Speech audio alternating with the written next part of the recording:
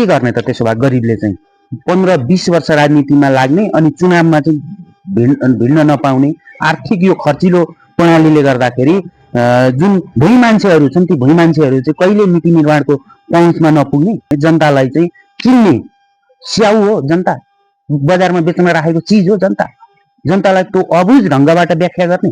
अहिले जुन ट्रेन देखिरहेको छ त्यो क्षणिक हुन सक्छ, त्यो क्षणिक ट्रेनले कहीँ पनि पुर्याउँदैन। नमस्कार दर्शकबिन, खबर आजको चुनावी बहस कार्यक्रममा स्वागत गर्दछौँ। कार्यक्रममा आजको श्रृङ्खलामा हामीसँग हुनुहुन्छ नेपाली कम्युनिस्ट पार्टी नेकपाका केन्द्रीय कमिटी सदस्य बीपी भट्टराई हामीसँग हुनुहुन्छ। आउनुहोस् उहाँसँग कुराकानी सुरु गरौँ। नमस्ते, स्वागत छ तपाईँलाई। धन्यवाद। चुनावी माहौल तातेको छ देशव्यापी रूपमा, नेकपाका केन्द्रीय सदस्य पनि हुनुहुन्छ। झापाभरि चुनावको माहौल तातेको छ। अझ झापा चुनावी रूपमा देशभरिको चर्चाको विषयवस्तु रह्यो। तपाईँ झापामा कसरी गतिविधिमा संलग्न भइराख्नु भएको छ? धन्यवाद छ र यो विचार राख्ने अवसर प्रदान गर्नुभएकोमा यो टिमलाई पनि म धेरै धेरै धन्यवाद दिन चाहन्छु। हामी चुनावी यो गतिविधिमा मैले भन्ने पनि गरेका छु, निर्वाचन आयोगले जारी गरेको मापदण्डलाई ध्यानमा राखेर जनतालाई भेट्ने कार्यमा संलग्न भइरहेका छौँ र जनतासँग प्रत्यक्ष संवादमा गइरहेका छौँ। झापा क्षेत्र नम्बर 1 तपाईँको क्षेत्र, यहाँ पनि भिडन्त तगडा नै छ हैन?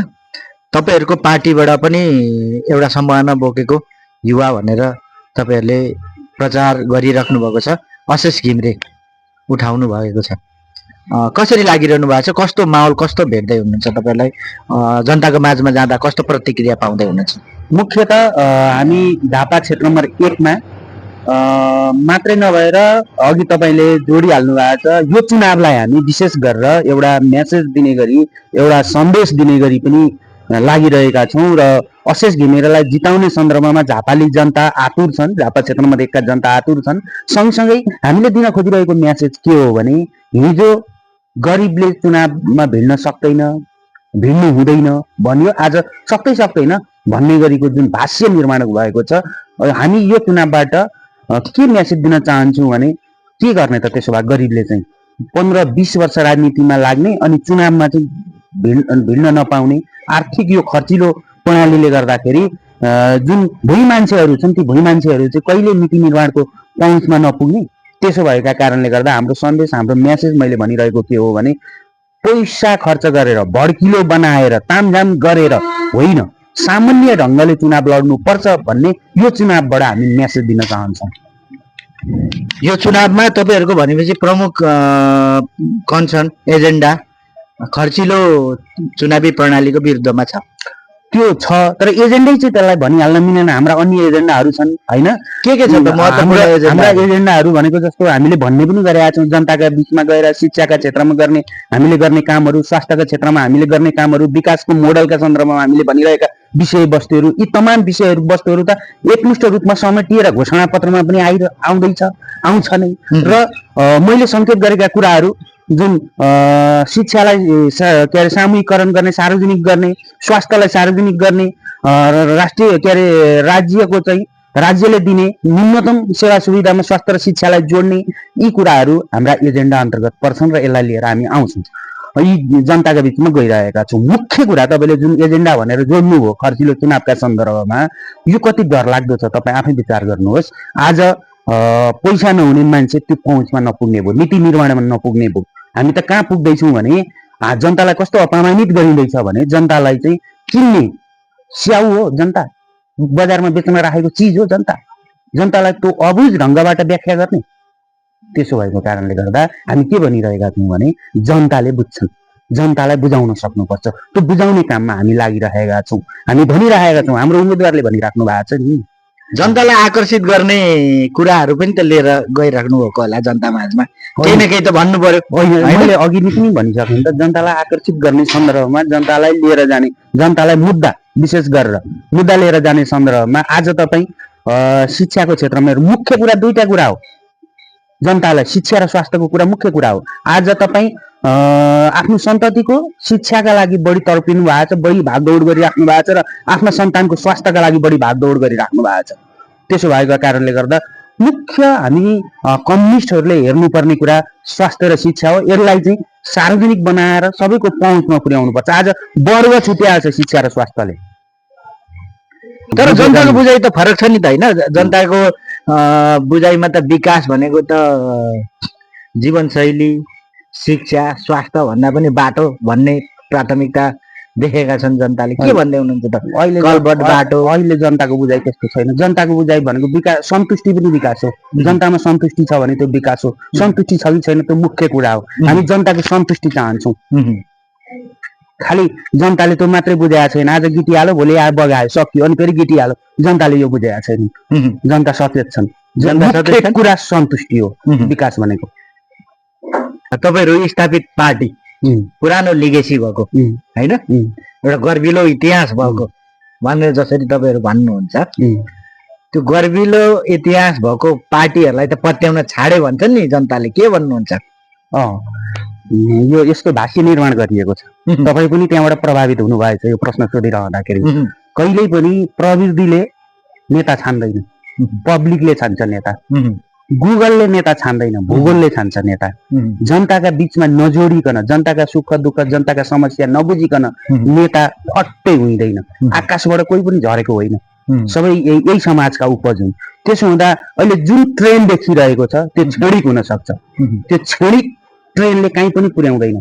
लामो ग्रविलो चाहिँ हाम्रो इतिहास बोकेर लामो समयदेखि राजनीति गरेर विचारका, सिद्धान्तका, नैतिकताका कुराहरू बोकेर भट्याउँदै हिँड्ने हाम्रा अग्रज कमरेडहरूले जुन बाटो देखाउनु भएको छ त्यो बाटोमा हामी हिँड्ने प्रयत्न गरिरहेका छौँ भने अहिले त हामी जनताका बीचमा जाँदाखेरि जनताले त्यो किन छोडेको, सिद्धान्त किन छोडेको भनिराख्नु भएको छ भने प्रविधिले बनाइदिएका नेताहरू, गुगलले बनाएका नेताहरू कति दीर्घकालीन होला नि त।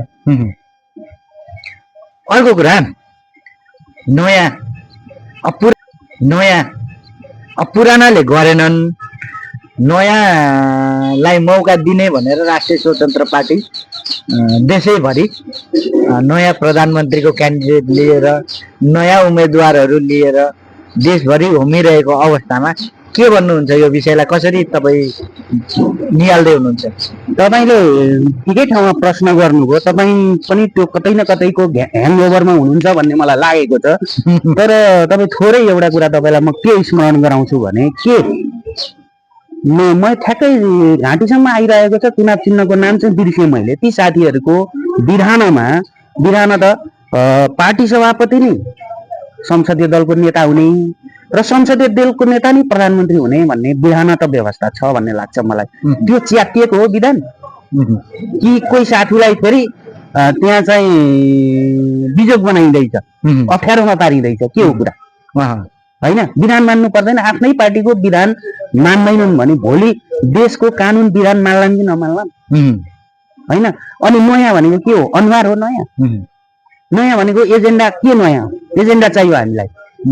आउनुहोस् न बहसमा भन्दा किन आउनुहुन्न? किन तर्किराख्नु भएको छ? किन भागिराख्नु भएको छ? किन तर्सिनुहुन्छ बहसदेखि?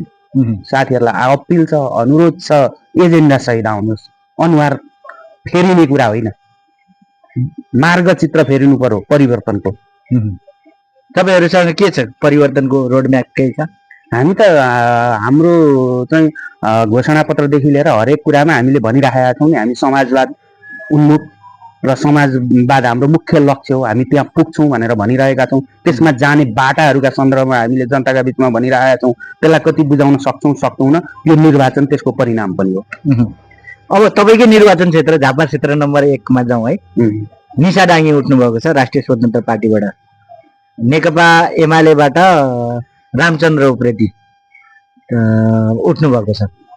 अशेष घिमिरेलाई तपाईँहरूले उम्मेदवारको रूपमा उठाउनु भएको छ।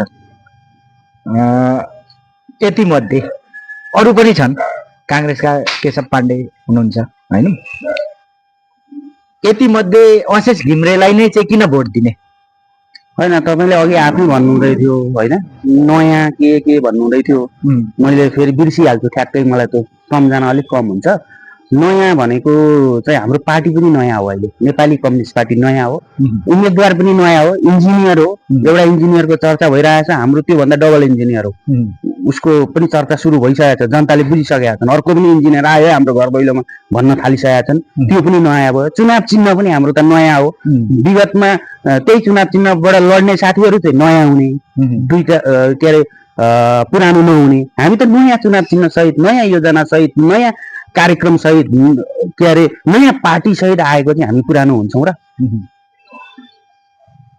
त्यसो भएका कारणले गर्दा अहिले मुख्य त भनिएको नयाँ के हो भने बोतलभित्रको कुरा चाहिँ पुरानै रहेर बोतल मात्रै फेर्दा कहाँ पुरानो रह्यो बोतलभित्र। मैले तपाईँलाई जोड्दै थिएँ, अहिले मुख्य रूपमा जनताले भनिरहेको नयाँ भनेको के हो भने अब युवा साथीहरू आउनु पर्यो, राजनीतिमा युवा साथीहरूको हस्तक्षेप चाहियो।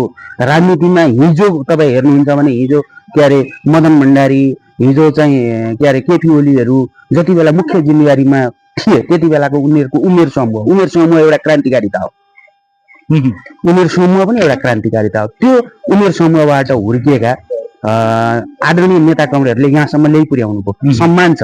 अब तपाईँहरू विश्राम गर्नुहोस्, युवा साथीहरूलाई जिम्मेवारी दिनुहोस्, त्यो हामी हेर्न चाहन्छौँ भनेको हो जनताले।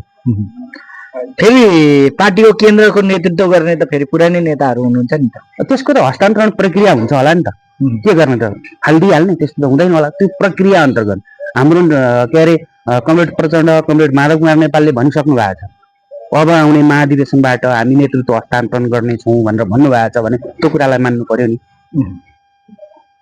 विश्वास गर्ने आधार के पत्याइदिनु पर्ने किन?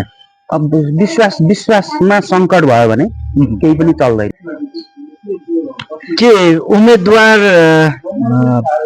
छानिरहँदाखेरि पुराना उम्मेदवारहरू सबैलाई बैमान भनेर चाहिँ कसैले पोर्ट्रे गरिरहँदा, त्यस्तो भाष्य निर्माण गरिरहँदा तपाईँ के भन्नुहुन्छ? के इमान्दार नेताहरू छैनन्?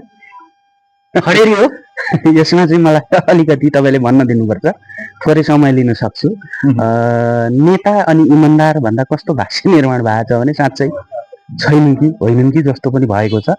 र सरसर्ती अहिले मेरो मानसपटलमा धेरै इमान्दार नेताहरूको फोटो आइरहेको छ, मैले सम्झिरहेको छु। तर के त भन्दाखेरि अब जसलाई मैले इमान्दार सम्झिरहेको छु, अहिले म यहाँ चाहिँ नाम लिउँला, इमान्दार यी नेता छन् भनौँला, भोलि एउटा प्याट्याक काण्ड आइदिएला।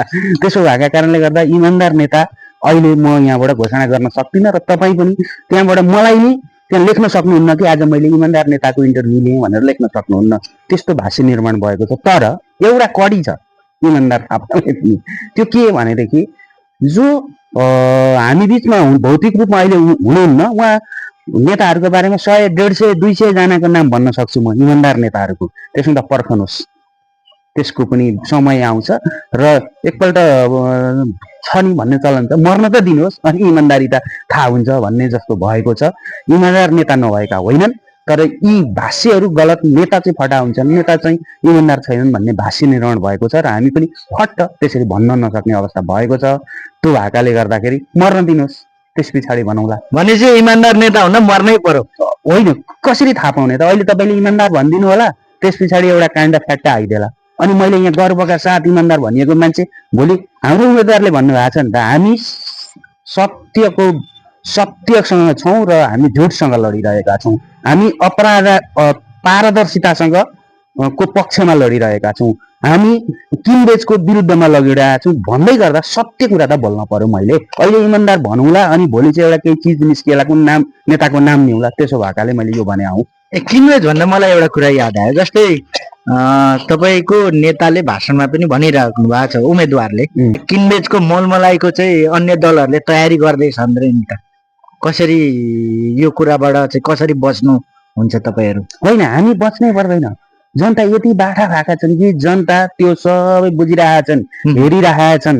अहिले त जनता त घरमा बसेर अमेरिका बुझ्छन्, अमेरिका के भइरहेछ भन्ने कुरा क्षेत्र नम्बर 1 का जनता क्षेत्र नम्बर 1 मा भइरहेको गतिविधिसँग अपडेट छन्। बरु नेताहरू अपडेट छैन होला, जनता अपडेट छन्, जनता बाठा छन्। किनमेल भयो, त्यस्तो आयो भने खाइदिन्छन् जनताले र भोट तारामा लगाउनेवाला। कार्यक्रममा समय दिनुभयो, धेरै धेरै धन्यवाद। यो भएन नि त।